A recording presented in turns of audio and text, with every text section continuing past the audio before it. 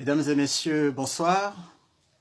Nous nous retrouvons ce soir comme convenu pour répondre à notre question diplomatique de cette semaine, à savoir qu'est-ce que c'est que l'agrément d'un ambassadeur.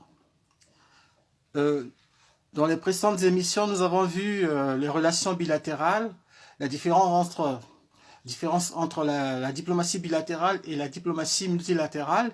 Et puis par la suite, nous avons traité la notion d'ambassadeur.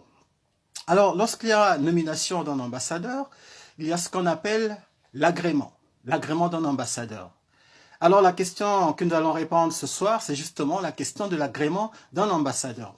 Je rappelle que la nomination d'un ambassadeur, c'est une prérogative exclusive du chef de l'État. Ça fait partie des fonctions diplomatiques d'un chef d'État, d'un président de la République, un chapitre que nous allons développer plus tard lorsque nous arrivions effectivement à traiter ce sujet. Eh bien, l'agrément d'un ambassadeur, c'est une demande formulée par l'État envoyeur à l'État dans lequel un ambassadeur est voué à le représenter afin qu'il puisse entrer dans ses fonctions. En diplomatie, il est donc d'usage de soumettre préalablement l'agrément du gouvernement de la puissance étrangère, bien sûr la puissance étrangère concernée, la nomination d'un diplomate à un poste de chef de mission diplomatique. Celui-ci est appelé à être l'interlocuteur, bien évidemment, privilégié du gouvernement étranger en qualité de représentant permanent de son pays. Mais il ne faut pas confondre cette notion d'agrément, la pratique de l'agrément avec l'accréditation. C'est tout à fait différent.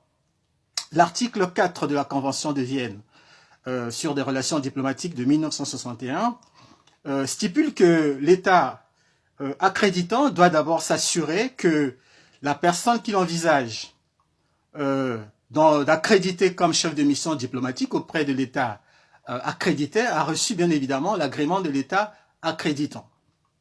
Cela veut dire quoi? C'est-à-dire que lorsqu'il y a d'abord le choix d'homme, quand je parle d'homme, c'est homme avec grand H, donc homme ou femme.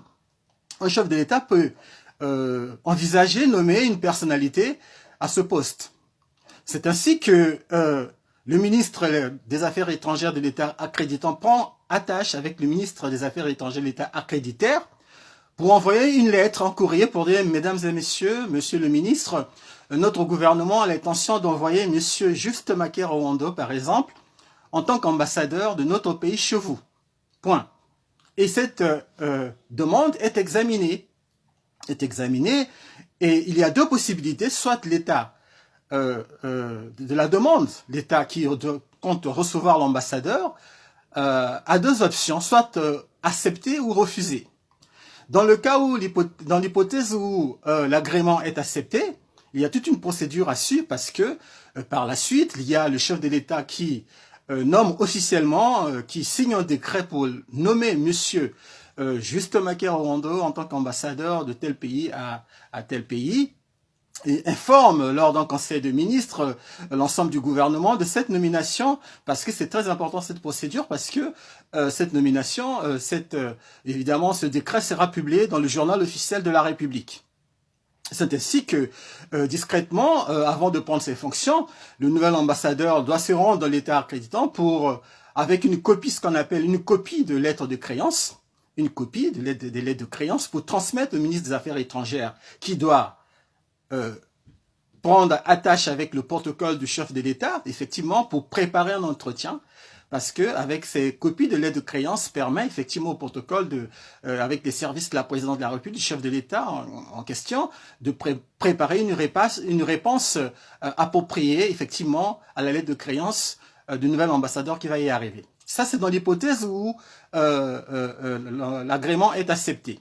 Dans le cas où, vous savez que dans le cas où l'agrément est refusé, lorsque l'agrément est refusé, comme je l'ai expliqué, l'article 14 le dit clairement que l'État accréditaire n'est pas tenu de donner des explications, les raisons de son refus. Il n'est pas obligé de s'expliquer. Mais on le sait pertinemment que très souvent c'est dû effectivement à un militantisme, à des points de vue contraires aux intérêts de l'État accréditants, par exemple, lorsqu'ils sont au courant que tel monsieur a des prises de position, effectivement, qui sont contraires à l'intérêt de leur pays, évidemment, ils peuvent refuser. Et c'est ce qui explique qu'il y a pas mal dans l'histoire, il y a des cas, beaucoup de cas en tout cas qui existent de refus d'agrément par rapport au comportement, à l'activisme des personnalités qui sont proposées, qui sont éventuellement qui pressentis pour être un nouvel ambassadeur. Et cela a des conséquences parce que ça se solde par un refus d'agrément. Voilà ce que nous pouvons dire ce soir concernant l'agrément d'un nouvel ambassadeur. La semaine prochaine, nous allons continuer à traiter la notion de lettre de créance. Et vous allez voir, comme je vous ai expliqué, que c'est un cheminement. La nomination d'ambassadeur, l'agrément d'un ambassadeur, la présentation des lettres de créance, c'est toute une série d'étapes que nous allons suivre quotidiennement, en tout cas pour expliquer, donner en détail, en tout cas, ce qui se passe. Et vous verrez que c'est très intéressant parce que avec la présentation de la lettre de créance, avant que l'ambassadeur ne puisse prendre ses fonctions, il y a toute une procédure à suivre que nous allons expliquer la semaine prochaine.